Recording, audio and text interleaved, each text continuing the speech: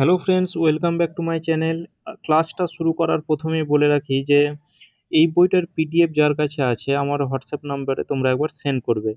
ঠিক আছে? তো এই ক্লাসটা করার আগে তোমরা বেসিক কনসেপ্টের ক্লাস করবে, কারণ বেসিক কনসেপ্টের ক্লাস না থাকলে এই ক্লাসগুলো কিন্তু অনেকটা অসুবিধা হবে। আর এই ক্লাসে যতগুলো অঙ্ক আছে, বেসিক কনসেপ্টের যে ক্লাসগুলো করে থাকো, প্রায় এখানে তুমি 20টার মধ্যে কিন্তু 18টা কিন্তু কোশ্চেন তোমরা অবভিয়াসলি পেরেই যাবে। আর যদি বেসিক কনসেপ্টের ক্লাস না করে থাকো তো অবশ্যই ক্লাসগুলো করবে, তবে তারপরেই কিন্তু প্র্যাকটিস সেটে নামবে। তো চলো আজকে ক্লাসটা শুরু করি। আর আজকে সেট নম্বর আমরা 50 নিয়ে আলোচনা করব। এবার যে 1-2 সেট আমার কাছে, এই পিডিএফটা কিন্তু আমার কাছে নেই, এই একটাই সেট ছিল, তাই আমি এই ক্লাসটা করাচ্ছি যে কেমন তোমাদের স্কোর হচ্ছে দেখার জন্যে। আর যার কাছে বইটা আছে তোমরা অবশ্যই কিন্তু পিডিএফ আমাকে সেন্ড করবে। আর কি করে সেন্ড করবে, মানে কোন নম্বরে আমাকে এই ভিডিওর কমেন্ট বক্সে কমেন্ট করবে, আমি বলে দেবো। দেখো, ফার্স্ট কোশ্চেন, দুটি ধনাত্মক সংখ্যার অনুপাত 3:4, এদের বর্গের বিয়োগফল 112 হলে এদের যোগফল কত? তাহলে দুটি ধনাত্মক সংখ্যা, একটাকে আমি 3x ধরলাম আর একটাকে ধরলাম 4x। এদের বর্গ বর্গ বের করো, তাহলে 3x এর বর্গ হচ্ছে 3 × 9 এক্স এর স্কোয়ার। আর এর 4x এর বর্গ হচ্ছে 4×4 16 এক্স এর স্কোয়ার। এদের বিয়োগফল অর্থাৎ পার্থক্য মানেই তো বিয়োগফল। তাহলে বিয়োগফল কত দেওয়া আছে? তাহলে বিয়োগফল আমরা দেখতে পাচ্ছি 7x এর স্কোয়ার, এটা হচ্ছে আমাদের বিয়োগফল। এটা সমান আমাদের বিয়োগফল বলা আছে কত? 112 বলা আছে। তাহলে এটা সমানই আমরা বলতে পারি কত? 112। তাহলে এক্স এর স্কোয়ার সমান কত বলতে পারি? তাহলে 7 দিয়ে কাটা দাও, 7 একে 7, 6 7 42। তাহলে এক্স সমান কত হবে? তাহলে এখানে স্কোয়ার উঠে এদিকে রুট হবে, অর্থাৎ 4। তাহলে এখানে এক্স এর ভ্যালু আমরা কত পেলাম? 4 পেলাম। এখানে বলা আছে এদের যোগফল কত হবে? তাহলে 3x আর এদিকে হচ্ছে কত? 4x। তাহলে 3x আর 4x যোগ করলে কত হয়? 7x। 7x। এবার এদের এক্স এর ভ্যালু মান পুট করো, এক্স এর ভ্যালুর মান হচ্ছে 4, অর্থাৎ 4 7 28। এদের যে যোগফল হবে সেটা হবে কত? 28 হবে কারেক্ট উত্তর। এ এর যোগ্যতা বি এর 4 গুণ। এ একটি কাজ এ একটি কাজ একটি কাজ বি 20 দিনে সম্পূর্ণ করতে পারে, তবে দুইজনে একসঙ্গে কাজ করে, তাহলে কাজটি শেষ হয় কত দিনে? তাহলে এ এর যোগ্যতা কি? দুজন আছে, তাহলে এ আর বি। বি এর 4 গুণ, তাহলে বি যদি 1 ইউনিট কাজ করতে পারে, এ 4 গুণ অর্থাৎ 4 ইউনিট কাজ করতে পারবে। এটা কি? এটা কাজ করতে পারছে, অর্থাৎ যোগ্যতা মানে কি? ইফিসিয়েন্সি বলা আছে। তাহলে ইফিসিয়েন্সি এখানে আমরা পেয়ে গেলাম। এবার বি 20 দিনে সম্পন্ন করছে, তাহলে টোটাল কাজ আমরা বের করতে পারবো, যে টোটাল ওয়ার্ক আমরা কি করে বের করব? যখন দিনের সাথে ইফিসিয়েন্সিটাকে গুণ করব। দিনের সাথে ইফিসিয়েন্সিটাকে গুণ করলে আমরা টোটাল ওয়ার্ক পেয়ে যাব। এবার দিন কত বলা আছে? 20 দিন বলা আছে। এবার কার এফিসিয়েন্সি? এখানে বি এর দিন বলা আছে, সুতরাং বি এর আমরা এফিসিয়েন্সিকে গুণ করব। যদি এখানে এ এর দিন বলা থাকতো তাহলে এ এর এফিসিয়েন্সিকে, যদি দুজনের দিন বলা থাকতো তাহলে দুজনের এফিসিয়েন্সিকে গুণ করতাম। তাহলে এখানে 20 ইন্টু 1 টোটাল ওয়ার্ক হয়ে গেল 20। এবার এই কাজটা দুজনে একসঙ্গে করলে দেখো 4 আর 1 হচ্ছে 5 ইউনিট করে কিন্তু কাজ করতে পারবে। তাহলে 5 ইউনিট করে 20 ইউনিটের কাজটা কত দিনের সময় লাগবে? তাহলে 4 5 20, অর্থাৎ 4 দিন কিন্তু সময় লাগবে। অপশন আমাদের এ হয়ে যাবে কিন্তু কারেক্ট উত্তর। পরবর্তী কোশ্চেন, একটি খুঁটির 1/2 অংশ কাদায়, 1/3 অংশ জলে এবং 25 মিটার জলের ওপরে আছে। তাহলে কত অংশ জলের ওপরে আছে সেটা বের করো। মানে আমাদের 1/2 অংশ যদি কাদায় থাকে আর 1/3 অংশ জলে থাকে, তাহলে বাকিটা আমাদের আছে কত? বাকিটা আছে জলের ওপরে। তাহলে বাকি বের করো, তাহলে 1 মাইনাস করে দিলেই আমাদের বাকি চলে আসে। তাহলে 1 মাইনাস 1/2 মাইনাস 1/3। তাহলে 3 আর 2 এর লসাগু কত হবে? 6। তাহলে 6 এর সাথে 1 গুণ করলে 6 মাইনাস 3 মাইনাস 3 দুগুণে 6, অর্থাৎ 2। তাহলে এদিকে কত হচ্ছে? 6 মাইনাস 5/6 মানে কত? 1/6। তাহলে বাকি অংশ কত? বাকি অংশ আমরা পেয়ে গেলাম 1/6। এটা কি জলের ওপরে থাকে, কিন্তু এখানে বলা আছে 25 মিটার জলের ওপরে থাকে। তাহলে এই অংশ ইকুয়াল টুই বলতে পারি আমরা 25। তাহলে এখানে বলা আছে খুঁটিটি লম্বা কত? অংশ সবসময় আমরা কি বলেছিলাম? অংশর যখন এই লব আর হর এরকম অংশ দেওয়া থাকবে তখন টোটালটা হয়ে যাবে আমাদের 1 ইউনিট ধরে কাজ করতে হবে। আর পার্সেন্টেজ যদি থাকে তখন আমাদের কি করতে হবে, 100 ধরে করতে হবে টোটালটা। তাহলে এখানে 1 ইউনিটের ভ্যালু বের করো, তাহলে 6 25 150, 6 25 150 মিটার। তাহলে এখানে যে খুঁটিটি কত মিটার লম্বা, 6 25 150, অর্থাৎ 150 মিটার লম্বা। অপশন ডি কারেক্ট উত্তর। যে বৃহত্তম সংখ্যা দ্বারা 116, 230 এবং 363 সংখ্যাগুলিকে ভাগ করলে প্রত্যেক ক্ষেত্রে 2 ভাগশেষ থাকে, তাহলে তা হলো। এখানে আমরা কি জানি যে বৃহত্তম সংখ্যা বলা আছে, যদি ক্ষুদ্রতম বলতো তাহলে আমরা লসাগু বের করতাম। বৃহত্তম মানে গসাগু, গরিষ্ঠ সাধারণ গুণনীয়ক। গরিষ্ঠ মানে কি বৃহত্তম। তাহলে এবার কি এই 116, 230, 363 গসাগু বের করব। কিন্তু গসাগু বের করার আগে আর একটা হিন্ট দেওয়া আছে কি, প্রতি ক্ষেত্রে 2 ভাগশেষ আছে। তাহলে এখানে ভাগশেষটাকে আমরা কি করব, মাইনাস করে দেব। তাহলে এখানে 116 থেকে 2 মাইনাস করলে কত হবে, 114। তারপর হচ্ছে 230 থেকে 2 মাইনাস করলে কত হবে, 228। আর এদিকে 363 থেকে 2 মাইনাস করলে কত হবে, 361। এদের গসাগু দেখো 19 দিয়ে দেখো, 60 56 অর্থাৎ 6, 19 দিয়ে 19কে 19, 3 19 দুগুণ 38, 12, 19 দিয়ে 19কে 19, সরি 19 এর স্কোয়ার 361।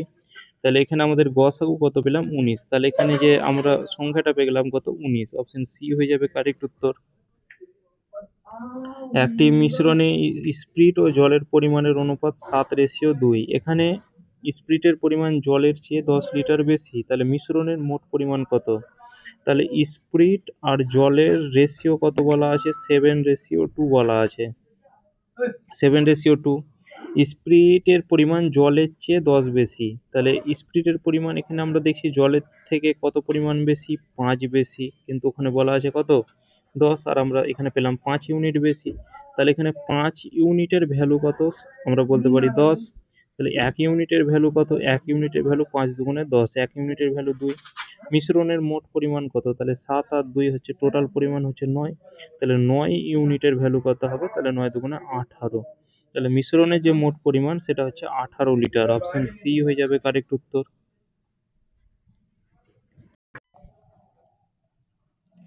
একটি সৈন্যদলে 1200 লোকের 60 দিনের খাবার আছে, 15 দিন পরে 300 লোক চলে যায়, তাহলে বাকি খাবারে বাকি লোকেদের চলবে কতদিন। তাহলে আমরা এটা কি করব, M1D1 এর ফর্মুলা অ্যাপ্লাই করব, যে M1D1T1/W1 ইকুয়াল টু কি M2D2T2 বাই হচ্ছে কি W2। এবার এম মানে কি, এখানে মানুষ, ডি মানে কি দিন, টি মানে টাইম অর্থাৎ ঘন্টা বা এরকম কিছু থাকলে সময় বোঝালে, আর ওয়ার্ক মানে ওয়ার্ক। তাহলে 1200 লোক আছে, 60 দিনের খাবার আছে, তাহলে এম অনের জায়গায় 1200 লেখো। এবার 60 দিনের খাবার আছে, এবার এখানে একটু লজিক খাটবে। তার মধ্যে 15 দিন পর 300 জন লোক চলে গেছে, তাহলে 60 দিনের খাবার আছে কিন্তু 15 দিনের খাবার খায়নি। তাহলে এখানে 15 দিন মাইনাস করে দাও, অর্থাৎ 45 হলো, মানে 60 থেকে 15 মাইনাস করে দাও। এবার কি 1200-র মধ্যে 300 জন চলে যায়, তাহলে কতজন আছে, 900 জন। এটাদের কতদিন চলবে, অর্থাৎ ডি, এই দিনটা আমাদের বের করতে হবে। তাহলে এখানে কাটাকুটি করলে অ্যান্সার আসবে, অর্থাৎ এই কাটা দাও, 5 9 45, তাহলে 5 বরং 60, কতদিন চলবে, 5 বরং 60, অর্থাৎ 60 দিন চলবে। পরবর্তী কোশ্চেন, কোনো মূলধন 5 বছরে 1920 টাকা হয় এবং 7 বছরে 2208 টাকায় পরিণত হয়, তাহলে শতকরা বার্ষিক সুদের হার কত। তাহলে 5 বছরে আমাদের কি হচ্ছে, 1920 টাকা, এই যে এটা হচ্ছে আমাদের সুদে আসলে, 5 বছরে কত যে সুদে আসলে সেটা হচ্ছে 1920 টাকা, ঠিক আছে, 1920 টাকা। 7 বছরের যে সুদে আসলে সেটা কত বলা আছে, অ্যামাউন্টটা সেটা বলা আছে 2208 টাকা। তাহলে 2 বছরে কত টাকা বেড়েছে, তাহলে 2 বছরে যেটা বাড়ে সেটা আমাদের সবসময় সুদ বাড়ে, এটা মনে রাখবে। প্রিন্সিপাল কোনোদিন বাড়ে না, সবসময় সুদ বাড়ে। তাহলে 2 বছরে কত বেড়েছে, তাহলে এখানে দেখো 1920 থেকে এদিকে 2208 মাইনাস করো, তাহলে এদিকে 80, আর 8 হচ্ছে 88 টাকা। 8 8 88 তো হবে না, এদিকে হচ্ছে 288 হবে শায়দ। তাহলে এখানে এখানে 2208 থেকে যদি আমরা 1920 মাইনাস করি, তাহলে এদিকে কত হচ্ছে, আট আট নয় একে 10 2 12 আর 288, তাহলে 2 বছরে 288 টাকা বেড়েছে। এটা আমাদের সুদ বেড়েছে, সবসময় আমাদের সুদ ইনক্রিজ হয়। তাহলে ১ বছরে কত টাকা বাড়বে? তাহলে ১ বছরের যে সুদ সেটা কত হবে? তাহলে 288-কে ২ দিয়ে ভাগ করো, তাহলে ১৪৪ টাকা। তাহলে এখানে ৫ বছর কিংবা ৭ বছর দুটোর মধ্যে একটা বের করো। তাহলে এখানে আমি ৫ বছরেরটা বের করছি। তো ৫ বছরে কত টাকা সুদ হবে? তাহলে ৫ বছরের যে সুদ সেটা হচ্ছে কত? তাহলে ১৪৪ ইন্টু হচ্ছে ৫। তাহলে এদিকে ৪ ৫ ২০, শূন্য হাতে থাকলো ২, ৪ ৫ ২০, ২২ ২ হাতে থাকলো ২, ৫ একে ৫, ২ হচ্ছে ৭, ৭২০ টাকা। এটা হচ্ছে কি আমরা সুদ পেলাম, ইন্টারেস্ট। এবার আমাদের সুদের হার চেয়েছে, তাহলে রেট ইকুয়াল টু কি? ১০০ গণিত ইন্টারেস্ট নিচে প্রিন্সিপাল ইন্টু টাইম। তাহলে ১০০ গণিত ইন্টারেস্ট কত? ৭২০ টাকা ইন্টারেস্ট, নিচে প্রিন্সিপাল কত? ৫ বছরের আমরা হিসাব করেছি, আর ৫ বছরের সুদে আসল হচ্ছে ১৯২০ টাকা।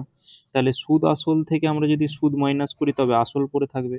তাহলে ১৯২০ থেকে আমরা ৭২০ যদি মাইনাস করি তাহলে আমরা কি পড়ে থাকবে? আমাদের এটা প্রিন্সিপাল পড়ে থাকবে। তাহলে ০০২ ১২০০ টাকা। এদিকে কত হচ্ছে? ১২০০ টাকা ইন্টু টাইম, এটা আমাদের ৫ বছর বলা আছে। তাহলে এদিকে ৫কে ১৪৪ দিয়ে গুণ করে ৭২০ হয়েছে, তাহলে এটা কাটা দিলে ১৪৪ হবে। এদিকে দুটো শূন্য কাটো, ১২ দিয়ে কাটা দাও, ১২ ইন্টু ১২ ১৪৪ হয়। তাহলে এখানে রেট কত? ১২%। তাহলে এখানে আমাদের যে সুদের হার সেটা কত? ১২%। অপশন বি হয়ে যাবে কিন্তু এই প্রশ্নের রাইট অ্যান্সার।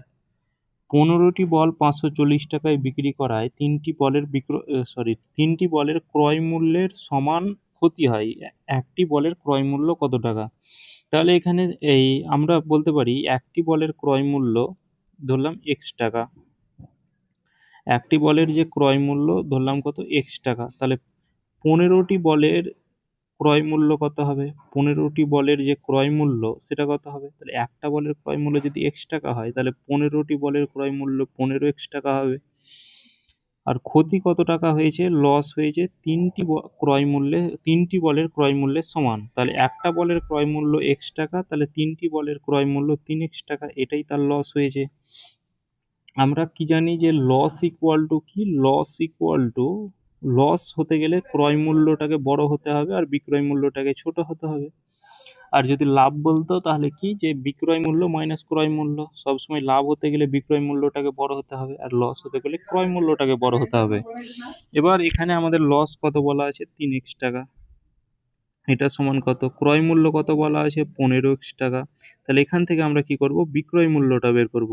তাহলে মাইনাস বিক্রয় মূল্য সমানের এদিকে গেলে প্লাস বিক্রয় মূল্য হবে। আর এদিকে ১৫x আছে, ৩x, এদিকে এলে মাইনাস ৩x হবে। তাহলে এদিকে কত হচ্ছে? ১২x। তাহলে বিক্রয় মূল্য কত পেয়ে গেলাম আমরা? ১২x টাকা। এবার এখানে কি বলা আছে? ৫৪০ টাকায় বিক্রি করেছে, মানে ৫৪০ টাকা আমাদের বিক্রয় মূল্য, আর এখানে আমরা পেলাম ১২x টাকা বিক্রয় মূল্য।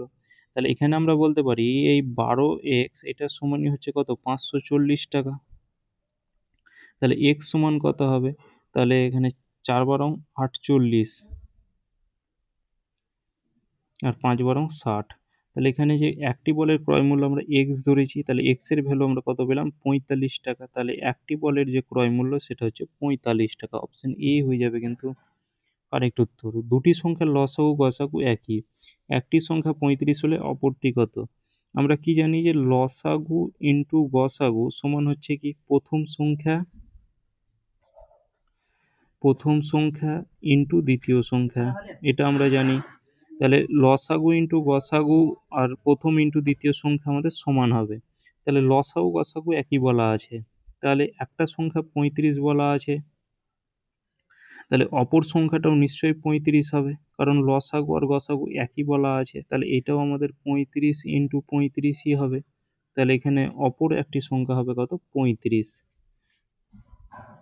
তিনটি গাড়ির গতিবেগের রেশিও ২:৩:৪। গাড়ি তিনটির অবহিত সময়ের অনুপাত কত? আমাদের যে স্পিডের রেশিও কত দেওয়া আছে? ২:৩:৪। তাহলে এখানে আমাদের সময় অর্থাৎ টাইমের রেশিও বের করতে হবে। তাহলে টাইম ইকুয়াল টু কি? এবার সবসময় কি স্পিড আর টাইম সবসময় রিভার্স থাকে, অর্থাৎ ব্যস্ত অনুপাতে থাকে। কারণ যার স্পিড বেশি তার টাইম কম লাগবে, যার স্পিড কম তার টাইম বেশি লাগবে, তাই তারা ব্যস্ত অনুপাতে থাকে। তাহলে এগুলোর বিপরীত করে দাও। যদি এখানে দুটো সংখ্যা দেওয়া থাকতো, হয়তো কথার কথা 2:3, এটা আমাদের স্পিড দেওয়া থাকতো, তাহলে আমরা টাইমের রেশিও উল্টে দিতাম 3:2। কিন্তু এখানে তিনটা যেহেতু আছে, তিনটা রেশিও দেওয়া আছে, তাহলে এখানে আমরা কি করব, 1 দিয়ে ভাগ করে দেবো। 1/2, 1/3, 1/4। এটাকেও যদি তোমরা 1 দিয়ে ভাগ করতে, সেই 3:2 হতো। তাহলে এখানে দেখো 2, 3, 4 এর লসাগু কত, 12। তাহলে প্রতিটার সাথে আমরা কি করব, 12 গুণ করব। তাহলে 1/2 এর সাথে কি 12 গুণ করলাম, তাহলে এখানে 2 দিয়ে কাটা দিলে কত হবে, 6। এদিকে 12 যদি গুণ করি, তাহলে 3 4 এ 12, আর এদিকে হবে কত, এদিকে 12 গুণ করলে 4 3 এ 12, তাহলে 6:4:3। তাহলে টাইমের যে রেশিও হবে 6:4:3। এ একটি চৌবাচ্চা এ পাইপ ভর্তি করে 8 ঘন্টায় এবং বি পাইপ চৌবাচ্চাটি খালি করে 5 ঘন্টায়। চৌবাচ্চাটি 4 ভাগের মধ্যে 3 অংশ ভর্তি থাকলে কত ঘন্টায় পাইপ দুটি একসঙ্গে চৌবাচ্চাটিকে খালি করবে? এইটাও আমাদের বেসিক কনসেপ্টের ক্লাসে কিন্তু সেম কোশ্চেন ছিল। বেসিক কনসেপ্টে যে পাইপ নল চৌবাচ্চার এসে সেম কোশ্চেন ছিল। তাহলে এ একটা কাজ করছে কত ঘন্টায়, এ একটা কাজ করছে 8 ঘন্টায়, বি আবার খালি করছে কত ঘন্টায়, 5 ঘন্টায়।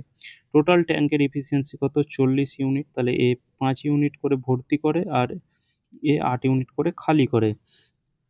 তাহলে এখানে চৌবাচ্চাটির 3/4 অংশ ভর্তি থাকলে, তাহলে এখানে এই টোটাল ভাগ 40 ট্যাঙ্কের ক্যাপাসিটি, তার মধ্যে কি 4 ভাগের মধ্যে 3 ভাগ ভর্তি আছে। তাহলে 40-এর 3/4 অংশ মানে কত বের করো। মানে এই 4 ভাগের মধ্যে 3 ভাগ যে ভর্তি আছে, খালি করতে গেলে এই কনসেপ্টটা একটু বুঝবে। খালি করতে গেলে তাকে এই 4 ভাগের মধ্যে 3 ভাগটাই তাকে খালি করতে হবে। 4 ভাগের মধ্যে যে 3 ভাগ ভর্তি আছে, অর্থাৎ এই 4 ভাগের মধ্যে 3 ভাগ এটাকেই তাকে খালি করতে হবে। তাহলে এদিকে 4 10 40, অর্থাৎ 30 ইউনিট কিন্তু ভর্তি আছে। 30 ইউনিটকে খালি করতে হবে। তাহলে 5 ইউনিট করে ভরছে, 8 ইউনিট করে বেরিয়ে যাচ্ছে, মানে কি -3 ইউনিট, অর্থাৎ 3 ইউনিট করে খালি হচ্ছে। তাহলে এখানে 30 ইউনিট যে জলটা প্রবেশ করেছে, তাহলে এখানে 3 ইউনিট করে কতক্ষণ লাগবে, 3 10 30, অর্থাৎ 10 ঘন্টা কিন্তু তার সময় লাগবে। 240 মিটার এবং 320 মিটার লম্বা দুটি ট্রেন একই দিকে 59 কিলোমিটার প্রতি ঘন্টা এবং 50 কিলোমিটার ঘন্টা বেগে সমান্তরাল ট্র্যাকে যাত্রা করেছে। দুটি ট্রেনের মিলিত হয় একে অপরকে অতিক্রম করতে কত সময় লাগবে? তাহলে টাইম ইকুয়াল টু কি, টাইম ইকুয়াল টু দূরত্ব বাই গতিবেগ। আমরা এটা জানি যে টাইম ইকুয়াল টু কি, দূরত্ব বাই গতিবেগ। এবার যখন দুটো ট্রেন বা একটা ট্রেন একটা ব্রিজ এরকম কিছু দেওয়া থাকবে, তাহলে টোটাল তাদের যোগফলটা হয়ে যাবে টোটাল ডিস্টেন্স। তাহলে এখানে দুটো ট্রেন দেওয়া আছে, এদের দুটোর যোগফল তাহলে 320 আর 240, অর্থাৎ 500 560, টোটাল ডিস্টেন্স হলো 560। স্পিড, রিলেটিভ স্পিড এবার আমাদের এখানে বের করতে হবে। তাহলে রিলেটিভ স্পিড ইকুয়াল টু কী হবে, যখন একই দিকে গেলে কী হবে, মাইনাস করতে হয়, পরস্পরের দিকে গেলে যোগ করতে হয়। তাহলে 59 কিলোমিটার প্রতি ঘন্টা, আর একটা হচ্ছে 50 কিলোমিটার প্রতি ঘন্টা, অর্থাৎ 9 কিলোমিটার প্রতি ঘন্টা, এটা হচ্ছে রিলেটিভ স্পিড। এবার এটা আছে আমাদের কিলোমিটার প্রতি ঘন্টাতে, আর এগুলো আছে মিটার প্রতি সেকেন্ডে আমাদের বের করতে হবে। তাহলে এখানে আমরা কি করব, 9 বড় থেকে ছোট ইউনিটে আনবো, অর্থাৎ 5/18 দিয়ে ভাগ করতে হবে। তাহলে বাই 18, 9 দিয়ে কাটা দাও, 9 দুগুণে 18, 5 দিয়ে কাটা দাও, 5 একে 5, 5 একে 5, 5 দুগুণে 10। তাহলে এখানে হচ্ছে 2 দুগুণে 4, 2 একে 2, 224 সেকেন্ড পেলাম। এবার এখানে আমাদের কি করতে হবে, মিনিট করতে হবে। মিনিট করতে গেলে কি করতে হয়, আমাদের 60 দিয়ে ভাগ করে দাও, 4 দিয়ে কাটা দাও, 4 5-এ 20, 4 6 24, 4 দিয়ে 4 15 60। তাহলে এদিকে 56, 4 15 60, মানে 3 15 45। এদিকে হচ্ছে 11, তাহলে 3 পূর্ণ 11/15 মিনিট, মানে কি 3 মিনিট, আর এদিকে হচ্ছে কত, 11/15 মিনিট। এবার মিনিটটাকে আমি সেকেন্ড করব।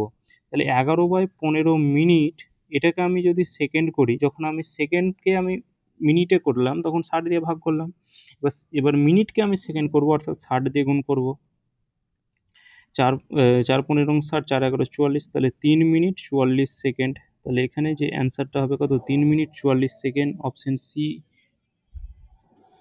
একজন ব্যক্তি 7% লোকসানে একটি ঘোড়া বিক্রি করেছে। যদি সে এটিকে 9% লাভ বিক্রি করতে সক্ষম হতো, তবে 6,400 টাকা বেশি পেত। ঘোড়াটির ক্রয় মূল্য কত ছিল? এটা আমি 100 ধরে করছি, পার্সেন্টেজের অঙ্ক সবসময় 100 ধরে করবে। তাহলে যদি ঘোড়াটির ক্রয় মূল্য 100 টাকা হয়, তাহলে সে 7% প্রথমে লোকসানে বিক্রি করেছে, মানে কত? নিশ্চয়ই 93 টাকায় বিক্রি করেছে। সে যদি 9% লাভে বিক্রি করতো, তাহলে 100 টাকার ঘোড়াটা সে যদি 109 টাকায় বিক্রি করতো, তাহলে তার 6,400 টাকা বেশি পেত। তাহলে 93 এর জায়গায় 109 টাকায় সে যদি বিক্রি করতো, তাহলে 6,400 টাকা বেশি পেত। আর এখানে আমরা দেখছি এই 7 আর 9 এর দেখো ডিফারেন্স হচ্ছে 16। 93 থেকে 109 এর ডিফারেন্স কত হচ্ছে দেখো, 16। তাহলে এখানে আমরা দেখছি 16 ইউনিট বেশি হচ্ছে, কিন্তু ওখানে কি বলা আছে 6,400 টাকা বেশি পেত, কিন্তু এখানে আমরা কি পেলাম 16 টাকা বেশি, 16 ইউনিট বেশি। তাহলে ইউনিট, 1 ইউনিট সমান কত হবে? তাহলে এখানে কত হচ্ছে 6,400, তলায় হচ্ছে 16, 400 লং 64, তাহলে এদিকে হচ্ছে 400, 1 ইউনিট সমান 400। তাহলে ঘোড়াটির ক্রয় মূল্য আমরা 100 ধরেছিলাম, তাহলে এখানে 100 ইউনিটের ভ্যালু কত হবে? তাহলে এখানে 1 ইউনিটের ভ্যালু যদি 400 হয়, তাহলে 100 ইউনিটের ভ্যালু কত হবে?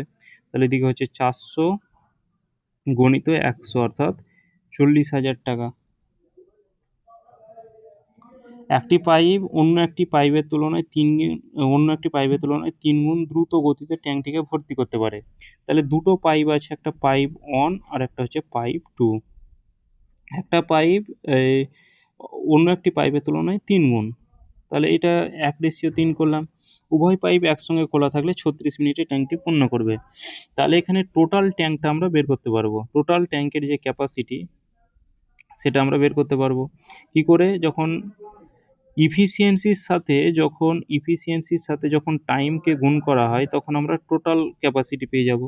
এবার দেখো এখানে দুটো পাইপেরই এখানে টাইম বলা আছে, তাহলে দুটো পাইপের টাইম বলা আছে, তাহলে দুটো টাইমের ইফিসিয়েন্সি আমরা বের করে লিখবো। যদি একটা পাইপের আমাদের টাইম বলা থাকতো, তাহলে একটা পাইপের ইফিসিয়েন্সি লিখতাম। তাহলে এখানে ইফিসিয়েন্সি হচ্ছে 4 আর টাইম হচ্ছে 36, এটা পেয়ে গেলাম আমরা টোটাল ক্যাপাসিটি। বলা আছে কত ঘন্টায় দ্রুত গতির পাইপটি এককভাবে ট্যাঙ্কটি সম্পূর্ণরূপে ভর্তি করবে। তাহলে দ্রুত গতির পাইপ কোনটা হবে? এ হচ্ছে 1 ইউনিট করে ভরছে, এ 3 ইউনিট করে ভরছে। তাহলে এখানে 3 ইউনিট করে যদি জল ভরে, তাহলে এই 3 ইউনিট, এইটাই হচ্ছে দ্রুত গতির পাইপ। তাহলে 3 ইউনিট করে এই 4 × 36, এইটা করতে আর কতদিন, মানে কত ঘন্টা সময় লাগবে? তাহলে 3 দিয়ে কাটো, 3 বারং 36, 4 বারং 48, মানে এখানে কি 48 মিনিট সময় লাগবে। এবার ঘন্টাতে পরিণত করো, অর্থাৎ 60 দিয়ে ভাগ করে দাও, 12 দিয়ে কাটা দাও, 12 দিয়ে 4 বারং 48, 12 দিয়ে কাটা দাও 5, 4/5 এত ঘন্টা। একজন ব্যবসায়ী একটি বস্তু তার মুদ্রিত মূল্যের ওপর 25% এবং 10% পরপর দুটি ছাড় দেওয়ার পর বিক্রয় করে 25% লাভ করেন। যদি বস্তুটির ক্রয় মূল্য 30% বৃদ্ধি পায়, তাহলে আগের মতো তাকে লাভের শতাংশ পেতে তাকে এখন ওই একই মুদ্রিত মূল্যের ওপর কত শতাংশ একক ছাড় দিতে হবে। দেখো অঙ্কটা আমাদের বড় হলেও যদি ধাপে ধাপে অঙ্কটা করি, তাহলে সুবিধা হবে। বস্তুটির মুদ্রিত মূল্যের ওপর 25% ছাড় দিয়েছে আর 10% ছাড় দিয়েছে। তাহলে প্রথমে মুদ্রিত মূল্য কত? মার্কেট প্রাইস 100 ধরলে পয়েন্টে প্রথমেই পয়েন্ট চলে আসবে, তো আমরা কি করব, এখানে আমরা 1000 ধরবো। 1000-এর প্রথমে 25% ছাড় মানে কত? 750 টাকায় বিক্রি করেছে। তারপরে আবার আর একটা ছাড় দিয়েছে, অর্থাৎ 90 তলায় 100 বা 9 তলায় 10, এই টাকাটাই বিক্রি করেছে। তাহলে এই 1000 টাকার 25% আর 10% ছাড় দিয়ে কত? 5, মানে এটাকে আমি করছি না, গুণ করছি না, কারণ এই আবার পরে কাটাকুটি করতে হবে। তাহলে 75 × 9 এই টাকাটাই বিক্রি করেছে, সেলিং প্রাইস হলো। বিক্রি করার পর 25% লাভ করেছে। তাহলে আমরা কি জানি? যে 25% লাভ মানে কি 1/4 প্রফিট। প্রফিট বলা থাকলে প্রফিট বলা থাকলে আমাদের ক্রয় মূল্য বিক্রয় মূল্য বের করতে পারবো। এখানে ক্রয় মূল্য কত হবে? 4 টাকায় কিনে বিক্রয় মূল্য কত হবে? 4 টাকায় কিনে 1 টাকা প্রফিট, অর্থাৎ 5 টাকা বিক্রয় মূল্য। কিন্তু এখানে বিক্রয় মূল্য আমরা কত পেয়েছি? এটাও বিক্রয় মূল্য, এটাও বিক্রয় মূল্য। তাহলে এখানে এই 5 ইউনিট সমানই বলতে পারি কত? 75 ইন্টু 9। তাহলে 1 ইউনিট সমান কত বলতে পারি? তাহলে 5 15 75, 15 ইন্টু 9। তাহলে এখানে ক্রয় মূল্যটা আমরা পেয়ে যাবো। তাহলে 4 ইউনিটের ভ্যালু বের করো। তাহলে 15 ইন্টু 4 ইন্টু 9, এটা হচ্ছে আমাদের ক্রয় মূল্য। আমরা এটাকেও গুণ করব না, কারণ আমাদের আবার কাটাকুটি করতে হবে। তাহলে এটা পেয়ে গেলাম আমরা ক্রয় মূল্য। এবার বলা আছে প্রস্তুতির ক্রয় মূল্য 30% বৃদ্ধি করা হয়। তাহলে এখানে আমরা প্রথমে ক্রয় মূল্যটা বের করলাম, কারণ এখানে ক্রয় মূল্যকে বৃদ্ধি করছে। তাহলে প্রথমে আমরা এই ক্রয় মূল্য পেলাম। এবার এটার 30% বৃদ্ধি করছে। তাহলে 15 গুণিত 4 গুণিত 9, এটা ক্রয় মূল্য। এটার 30% বৃদ্ধি মানে 130 তলায় 100 বা 13 তলায় 10। তাহলে কত হচ্ছে? 2 দিয়ে কাটা দাও 2, 2 দিয়ে কাটা দাও 5, 5 দিয়ে কাটা দাও 3। তাহলে বৃদ্ধি পেয়ে কত হলো? বৃদ্ধি পেয়ে হলো 3 দুগুণে 6, 6 9 54, 6 9 54 ইন্টু 13। এটা বৃদ্ধি পাওয়ার পর হলো। এটাকেও আমরা গুণ করব না। এবার বলা আছে ওই একই লাভের শতাংশ পেতে কত? 25% লাভ করেছে দেখো। তাহলে এই লাভের শতাংশ পেতে তাকে কত বিক্রি করতে হবে? এবার এখান থেকে আরেকটা হয়ে যাবে দেখো। তাহলে এই যে এই এত পার্সেন্ট 30% বৃদ্ধি পেয়েছে, তাহলে ক্রয় মূল্যই এটা আমাদের, যে ক্রয় মূল্য এত ছিল, 30% বৃদ্ধি পেয়ে ক্রয় মূল্যটা হয়েছে এত। এবার এখানে ক্রয় মূল্য দেওয়া আছে। এবার 25% লাভ, 25% একই লাভ পেতে বলা আছে। তাহলে 25% লাভই পাবে। তাহলে 25% প্রফিট মানে কত? একই রকমভাবে এখানে ক্রয় মূল্য আর বিক্রয় মূল্য বের করব। তাহলে ক্রয় মূল্য কত আছে? এখানে হচ্ছে 4, 25% প্রফিট মানে 1/4। তাহলে 4 হচ্ছে ক্রয় মূল্য, 5 হচ্ছে বিক্রয় মূল্য। এবার এখানে ক্রয় মূল্য দেখো কত আছে? 4, কিন্তু এখানে ক্রয় মূল্য হচ্ছে এইটা। তাহলে এখানে আমরা বলতে পারি 4 সমান হচ্ছে কত? 54 ইন্টু 13। 1 সমান কত হবে? তাহলে 54 ইন্টু 13 বাই হচ্ছে 4। তাহলে এখানে আমাদের বিক্রয় মূল্যটা দেখো, কারণ এখানে বিক্রয় মূল্যই আমাদের বের করতে হবে, 5 ইউনিটের ভ্যালু। তাহলে ইন্টু 5, 5 ইউনিটের ভ্যালু কত হবে? তাহলে ইন্টু 5। তাহলে এখানে দেখো এবার মার্কেট প্রাইসটা আমাদের প্রথমে কত ছিল? মার্কেট প্রাইস ছিল 1000 টাকা। আর এখানে বিক্রি করে কত? এই এত কিছু ইসের পর বিক্রি করলো আমাদের এই টাকাটায়, বিক্রয় মূল্য। তাহলে এখানে 54 ইন্টু 13 ইন্টু 5 বাই হচ্ছে 4। 2 দিয়ে কাটা দাও 2, 2 দিয়ে কাটা দাও 2 দুগুণে 4, 2 দুগুণে 4, 7 দুগুণে 14, 27। তাহলে এইটাকে যদি আমরা কোনাকুনি গুণ করি, তাহলে এদিকে কত হচ্ছে? 2000, আর এদিকে 100, 135, 135-এর সাথে আবার যদি 13 গুণ করি, তাহলে 5 13 65, 5 হাতে থাকলো 6, 3 13 39, আর 6 হচ্ছে 45, হাতে থাকলো 4, 13 13 4 17, 1755। এবার বলা আছে 2000 টাকা লিখা আছে আর বিক্রি করেছে 1755 টাকায়। তাহলে কত টাকা তাকে ছাড় দিতে হবে? তাহলে এদিকে কত মাইনাস করো। তাহলে এদিকে 5, 5 আর 1 6, 4 10, হাতে থাকলো 1, 7 8, 2 10, 245 টাকা ছাড় দিতে হবে। তা কত টাকার মধ্যে আমাদের পার্সেন্টেজ ছাড় বের করতে হবে। যে ডিসকাউন্ট বললে কি, যে কত টাকা ছাড় সেটা উপরে, মার্কেট প্রাইস তলায়, অর্থাৎ 2000 টাকার মধ্যে ইন্টু পার্সেন্টেজের 100। এই এটা করে দাও। এই 245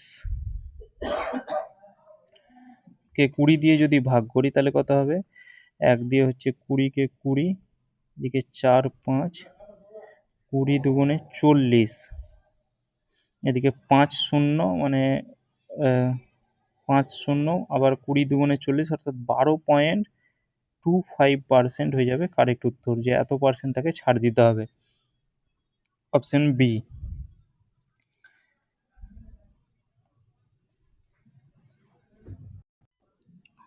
একটি জলাধারে ৩টি পাইপ এ, বি, সি রয়েছে। এ এবং বি আলাদাভাবে জলাধারটিকে ৪ ঘন্টায় এবং ৩ ঘন্টায় ভর্তি করতে পারে, সি খালি করতে পারে। তাহলে ৩টি পাইপ একসাথে খুলে দেওয়া হলে জলাধারটি সম্পূর্ণ ভর্তি করতে কত সময় লাগবে? তাহলে এ ৪ ঘন্টায় কি করতে পারে? ভরতে পারে। আর বি পাইপ ৩ ঘন্টায় জল পূর্ণ করতে পারে।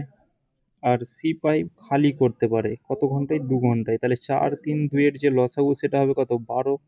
তাহলে ৩ ইউনিট ভরতে পারে এ, বি হচ্ছে ৩ ৪ 12 অর্থাৎ ৪ ইউনিট, আর এটা হচ্ছে ৬। ৩টি নল একসাথে যদি চালু করে তাহলে ৪ আর ৩ হচ্ছে এ আর বি তো পূর্ণ করবে, অর্থাৎ ৭ ইউনিট করে পূর্ণ করবে। সি আবার ৬ ইউনিট করে বের করে দেবে।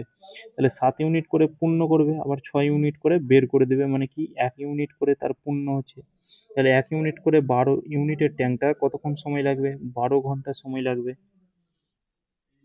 P equal to AMR, Q equal to BMR, তাহলে AB এবং MR হচ্ছে বিজোড় মৌলিক সংখ্যা। তাহলে P এবং Q এর গসাগু কত?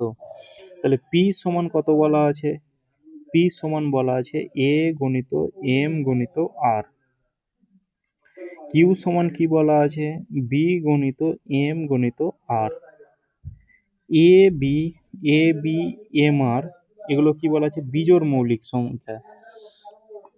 বিজোড় মৌলিক সংখ্যা মানে দেখো ৩ একটা বিজোড় মৌলিক সংখ্যা, ৫ একটা বিজোড় মৌলিক সংখ্যা, ৭ একটা বিজোড় মৌলিক সংখ্যা, ১১ একটা বিজোড় মৌলিক সংখ্যা, এইগুলো। তাহলে এখানে দেখো আমরা গসাগু পি এবং কিউ এর গসাগু কি হবে? গসাগুর ক্ষেত্রে আমরা কি জানি? যেটা কমন থাকে সেটাই আমাদের গসাগু হয়। এখানে যদি লসাগু বলতো তাহলে কি করতাম? লসাগুটা দেখো যে কমন কি কি আছে? এম আর অর্থাৎ এম আর কমন আছে, কি কমন নেই? এ কমন নেই, বি কমন নেই, অর্থাৎ লসাগু হলে আমাদের এটা হতো। আর গসাগু মানে কি? আমাদের যেটা কমন আছে সেটাই হবে আমাদের গসাগু। তাহলে দুটোর মধ্যে এম আর অর্থাৎ এম আর হবে গসাগু, অপশন ডি।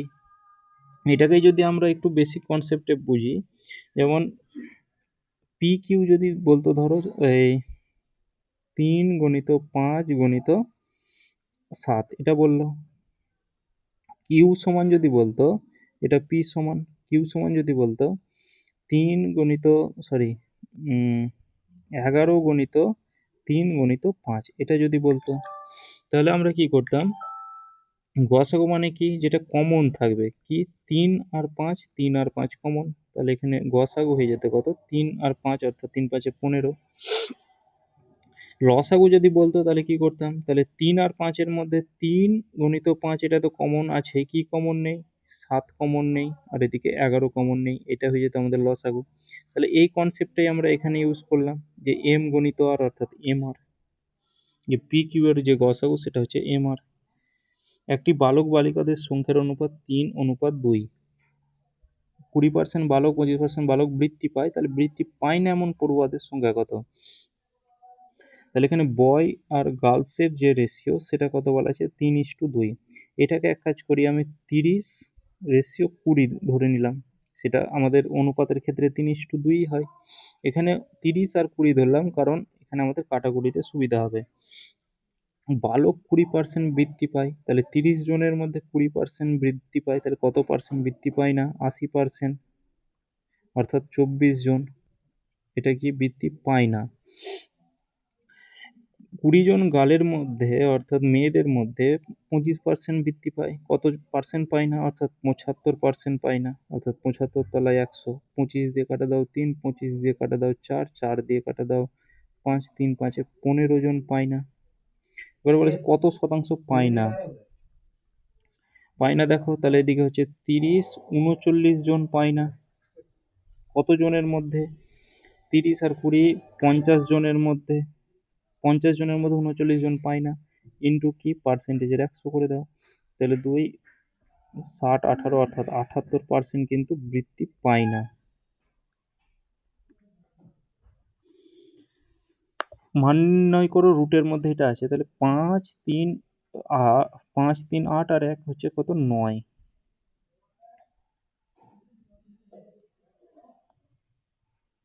তাহলে এদিকে হচ্ছে ৯ হলো গণিত, এদিকে তো ৯ হচ্ছেই, আর এদিকে ৭ যোগ করো অর্থাৎ ১৬। গণিত। তাহলে এদিকে এটা যোগ করে তো 16 হচ্ছেই, 16 আর 9 হচ্ছে 25।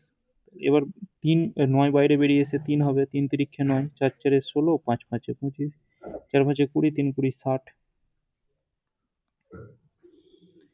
একটি সাইকেল আরোহী একটি নির্দিষ্ট দূরত্ব অতিক্রম করলো এবং একটি নির্দিষ্ট গতিতে।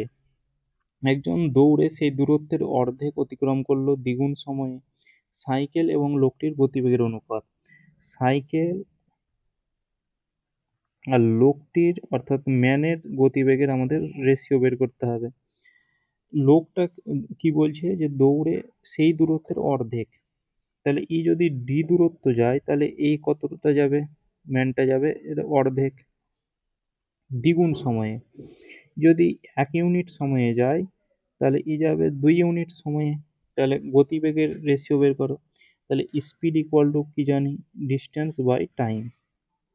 তাহলে এর ডিস্টেন্স হচ্ছে ডি আর টাইম হচ্ছে 1, আর এর কত, ডিস্টেন্স হচ্ছে ডি বাই 2 আর টাইম হচ্ছে 2।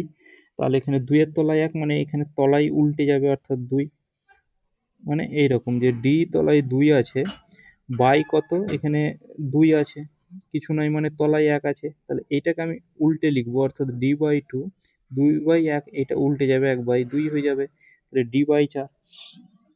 তাহলে এখানে এই অনুপাতটা বের করো।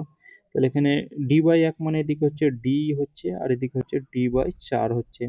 এদিকে এদিকে কাটা দাও, তাহলে 1 বাই 4, এই 4টা কোনাকুনি গুণ করো, 4 রেশিও 1। তাহলে এখানে যে স্পিডের রেশিও সেটা কত হবে, 4 রেশিও 1। তো এটাই শেষ কোশ্চেন ছিল আজকের ক্লাসটা এতদূর পর্যন্ত। আর যাদের কাছে এই বইটার পিডিএফ আছে আমাকে হোয়াটসঅ্যাপে কিন্তু অবশ্যই সেন্ড করবে। চলো চলো দেখা হচ্ছে নেক্সট ক্লাসে।